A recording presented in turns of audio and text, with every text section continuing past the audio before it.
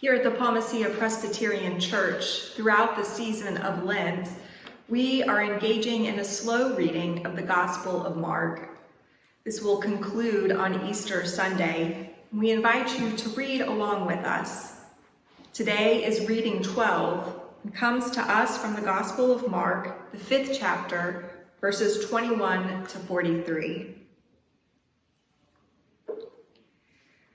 When Jesus had crossed again in the boat to the other side, a great crowd gathered around him, and he was by the sea. Then one of the leaders of the synagogue named Jairus came, and when he saw him, fell at his feet and begged him repeatedly, "My little daughter is at the point of death. Come and lay your hands on her so that she may be made well and live." So he went with him. And a large crowd followed him and pressed in on him. Now there was a woman who had been suffering from haemorrhages for 12 years. She had endured much under many physicians and had spent all that she had, and she was no better, but rather grew worse.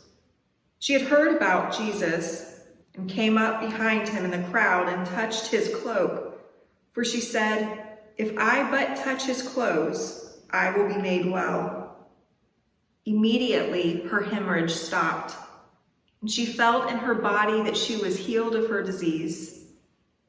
Immediately aware that power had gone forth from him, Jesus turned about in the crowd and said, "Who touched my clothes?" And his disciples said to him, "You see the crowd pressing in on you. How can you say, 'Who touched me?'" He looked all around to see who had done it.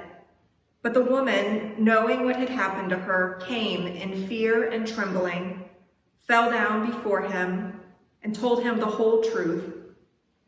He said to her, "Daughter, your faith has made you well. Go in peace and be healed of your disease."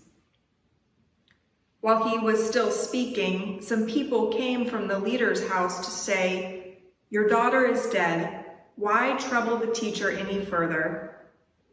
But overhearing what they said, Jesus said to the leader of the synagogue, "Do not fear, only believe."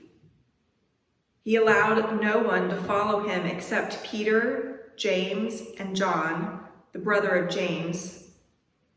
When they came to the house of the leader of the synagogue, he saw a commotion, people weeping and wailing loudly. When he had entered, he said to them, "Why do you make a commotion and weep? The child is not dead, but sleeping." And they laughed at him.